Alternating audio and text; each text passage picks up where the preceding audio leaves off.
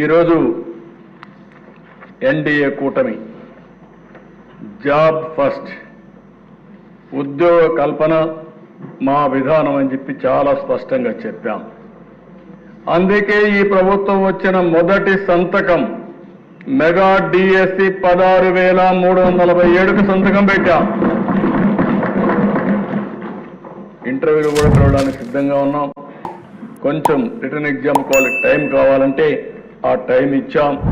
ఇది వస్తానే ఇమ్మీడియట్గా ఇంటర్వ్యూస్ కూడా పూర్తి చేసి వీలైనంత తొందరలో 16,347 ఉద్యోగాలు ఇవ్వడానికి మెగా డిఎస్ ద్వారా ఇవ్వడానికి ముందుకు పోతాం అధ్యక్ష. అదే మరిగా అధ్యక్ష, నిన్నే మీరు చూస్తే ఒక 25 పాలసీలు తీసుకొచ్చాం. 25 పాలసీల్లో industrial development policy, MSME policy, food processing policy, electronic policy, private parks policy, clean energy policy, semi conductor policy, drone policy, data centre policy, ఇలాంటి పాలసీలన్నీ కొన్ని తీసుకొచ్చాం. ఈరోజు కేబినెట్లో మళ్ళీ టూరిజం పాలసీ కూడా తీసుకొస్తాం. మొట్టమొదటిసారిగా టూరిజానికి ఇండస్ట్రీ స్టేటస్ ఇచ్చి రాబోయే రోజుల్లో ఎక్కువ ఉపాధి కల్పన టూరిజం ద్వారా జరుగుతుంది. దీనికి శ్రీకారం చుడుతున్నామని చెప్పి కూడా నేను మీకు తెలియజేస్తున్నాను. ఇవన్నీ వస్తే అధ్యక్ష తిరిగి పరిశ్రమలు ఇక్కడికి వస్తాయి. నిన్నే మీరు చూశారు, ఎస్ఐపివి మీటింగ్ పెట్టుకున్నాం. నేను డిప్యూటీ సీఎం మంత్రులందరం దగ్గర 85,000 కోట్ల రూపాయలు పెట్టుబడులకు క్లియరెన్స్ ఇచ్చాం. 35,000 ఉద్యోగాలు వచ్చే అవకాశం ఉంది. దానికి నిన్నే శ్రీకారం చుట్టాం. ఇది కాకుండా అధ్యక్ష నేను ఇవే కాకుండా ఇంకా కొన్ని ఉన్నాయి. అవన్నీ మీరు చూస్తే దగ్గర ఏపీఐఐసి ల్యాండ్ అలాట్మెంట్ దగ్గర 3,500 కోట్లకి ఇచ్చారు. దీనివల్ల 9,573 ఉద్యోగాలు వస్తాయి. నిన్న మేము చేసింది ఎస్ఐపిబి ఇన్వెస్ట్మెంట్లు 85,000 కోట్లు చేశాం. దగ్గర 34,000 ఉద్యోగాలు వస్తాయి.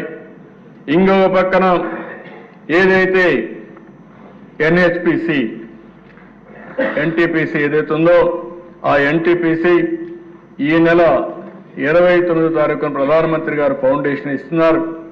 ఎన్టీపీసీ జెన్కో జాయింట్ వెంచర్ 50-50 ఇది ఇద్దరు కలిసి 1,00,000 కోట్ల రూపాయలు పెట్టుబడులు విశాఖపట్నంలో పెట్టబోతున్నారు. ఇది కాకుండా ఇంకో పక్కన రిలయన్స్ బయోఫ్యూయల్స్ కింద 65,000 కోట్ల రూపాయలు పెట్టడానికి ఒక్కొక్క ప్లాంట్కి 135 కోట్లు పెడతారు. దీనివల్ల 500 ప్లాంట్లు పెట్టి 2,50,000 మందికి ఉద్యోగాలు వస్తాయి అధ్యక్ష. ఇది కాకుండా మల్లవల్లి డిస్ట్రిక్ట్ ఇండస్ట్రీ దీనికి ఇచ్చాం. వాళ్ళు 30,000 ఉద్యోగాలు క్రియేట్ చేసే పరిస్థితిలో ఉన్నారు. ఇంకో పక్కన మీరు చూస్తే అధ్యక్ష ఎనర్జీ సెక్టర్లో 11,900 కోట్ల రూపాయలు పెట్టుబడి పెట్టి 6,075 మందికి ఉద్యోగాలు వచ్చే పరిస్థితి వస్తుంది. ఇవన్నీ చూస్తే ఇంకా మనం చేయాలని చాలా ఉంది. కానీ దగ్గర 3,78,000 కోట్ల రూపాయలతో 3,73,539 మందికి ఉద్యోగ కల్పన కోసం ముందుకు పోయాం. నేను అందుకనే అధ్యక్ష మొన్న కూడా మీరు చూస్తే పాలసీలో చాలా స్పష్టంగా చెప్పాం. ఆ పాలసీలో మీరు చూస్తే ఎవరైనా ఉద్యోగాలు ఎక్కువ ఇస్తానంటే వాళ్ళకి ఎక్కువ ఇన్సెంటివ్స్ ఇస్తున్నాయి. దేశంలో ఫస్ట్ టైం ఉద్యోగానికి ప్రత్యేక వెయిటేజ్ ఇచ్చి ఉద్యోగ కల్పన కోసం ప్రాధాన్యత ఇచ్చి ఇన్సెంటివ్స్ ఎక్కువ ఇచ్చినటువంటి ఏకైక ప్రభుత్వం ఆంధ్రప్రదేశ్ ఎన్డీఏ ప్రభుత్వం. దీనికి ప్రత్యేకమైన పాలసీలు తీసుకొచ్చామని చెప్పి కూడా నేను మీకు తెలియజేసుకుంటున్నాను. అదే మరిగా దేశ ఆ రోజు మీరు చూస్తే లా అండ్ ఆర్డర్ గాలికి వదిలిపెట్టారు. పోలీస్ శాఖను నిర్వీర్యం చేశారు. వ్యవస్థలో నిర్లక్ష్యం చూపించారు. రాజకీయ ప్రాధాన్యతకి ఎక్కువ ఇది ఇచ్చి అణగదొక్కే మార్గం, రాజకీయ నాయకుల్ని ఏ విధంగా నిర్వీర్యం చేయాలని ప్రయత్నం చేశారు తప్ప ఎక్కడ డిపార్ట్మెంట్ పనిచేయించిన సందర్భం లేదు. ఇంకో పక్కన మీరు చూస్తే గంజాయి విపరీతంగా రావడం, డ్రగ్స్ రావడం, లా అండ్ ఆర్డర్ పతనావస్థకి వెళ్ళిపోయింది. ఈ సందర్భంగా ఇక్కడుండే మెంబర్స్ అందరినీ ఒకటే కోరుతున్నా, ఎక్కడ పోయినా లా అండ్ ఆర్డర్ గురించి మీరు మాట్లాడాలి. ఆడబిడ్డల అత్యాచారం చాలా నీచం, చాలా బాధేస్తుంది. నేను ఒకే మాట చెప్తున్నాను, మర్యాదగా చెప్పాం, పదే పదే చెప్పాం.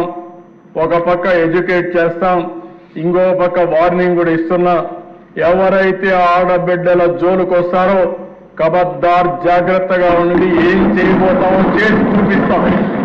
మొహమాటం మాత్రం లేదు.